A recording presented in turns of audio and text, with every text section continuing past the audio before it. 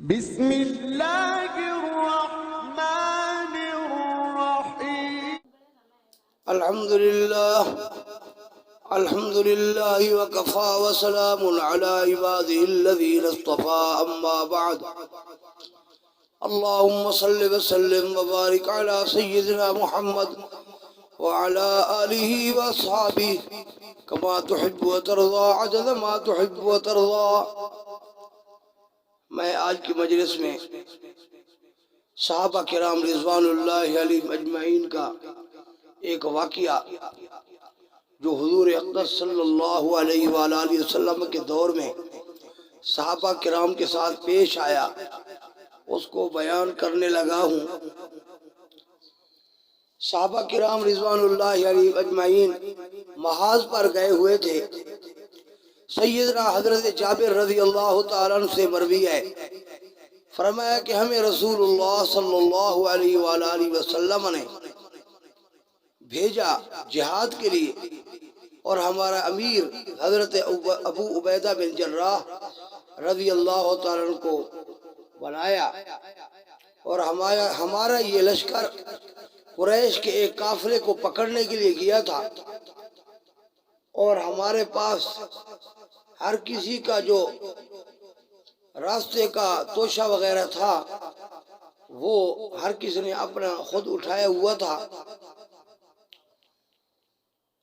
توشے استعمال کرتے کرتے وہ ختم ہونے لگ گئے۔ پھر حضرت سیدنا ابو عبیدہ بن جراح رضی اللہ تعالیٰ نے حکم فرما دیا کہ وہ جس کے پاس جو کچھ بچا ہوا ہے وہ میرے پاس لے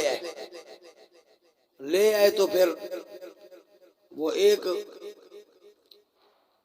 برتن کپڑے کا ایک تھیلا وہ کھجوروں سے بھر گیا۔ پھر حضرت ابو عبیدہ رضی اللہ تعالیٰ عنہ ایک ایک مٹھی ساروں کو تقسیم کرتے تھے، پھر مٹھی تقسیم کرتے کرتے ختم ہو گیا، پھر ایک ایک کھجور دیا کرتے تھے۔ ایک ایک کھجور بھی آپ کیسے گزارا کرتے تھے؟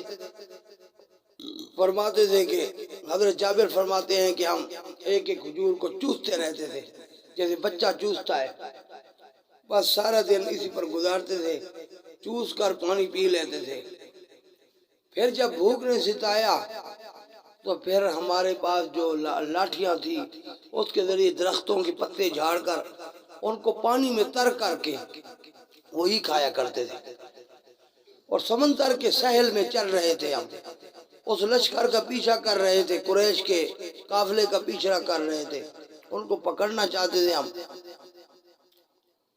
سمندر کے ساحل میں چل رہے تھے تو سمندر نے ساحل کے اوپر ایک شے ڈالی جو ہمیں بہت بڑے ٹیلے کی طرح نظر آ رہی تھی، ٹیلے کی طرح۔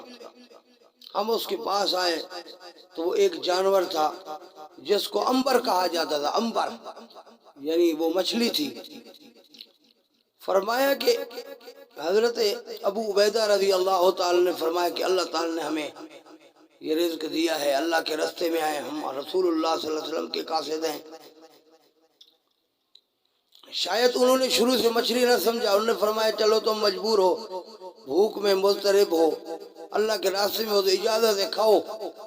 فرماتے ہم وہاں 1 مہینہ ٹھہرے، 300 آدمی تھے، ہم کھا کھا کر موٹے ہو گئے، اور وہ مچھلی اتنی بڑی تھی کہ اس کی ایک آنکھ سے ہم نے کئی گھڑے چربی کے نکالے،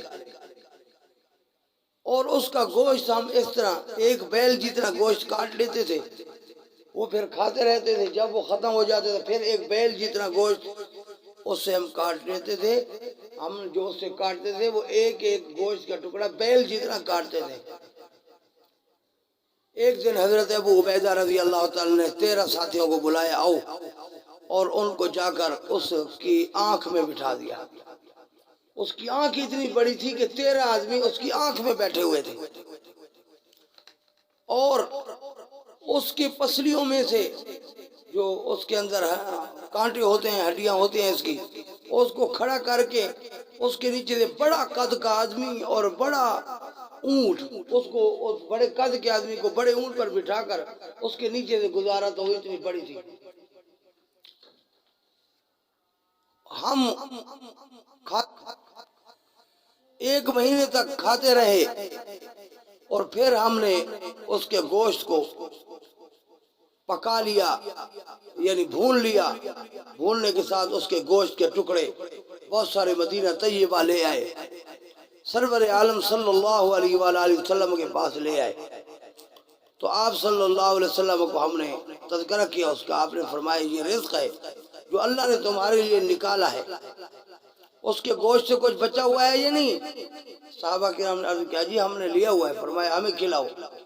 تو ہم نے رسول اللہ صلی اللہ علیہ وسلم کو بھیجا۔ حضور اقدس صلی اللہ علیہ وآلہ وسلم نے خود بھی تناول فرمایا اس کو، اور فرماتے ہیں صحابہ کرام ہم نے اس کی چربی سے بھی تیل بنایا۔ وہ اتنی بہت بڑی مچھلی تھی، خدا تعالیٰ نے ہمیں، اللہ تعالیٰ نے اپنی طرف سے ہمیں رزق کے طور پر دیا۔ صحابہ کرام رضوان اللہ علیہم اجمعین اللہ کے راستے میں تھے، سرور عالم صلی اللہ علیہ وآلہ وسلم کے بھیجے ہوئے تھے۔ اللہ نے ان کی یہ مدد کی کہ ان کے کھانے کا کس قدر انتظام فرمایا۔ اللہ جل وعلا شانہ ہمیں اپنی طرف متوجہ فرمائے اور ہمیں برکات ایمان نصیب فرمائے۔ وآخر دعوانا الحمدللہ رب العالمین۔ كالذي نزل الفرقان على عبده ليكون للعالمين نذيرا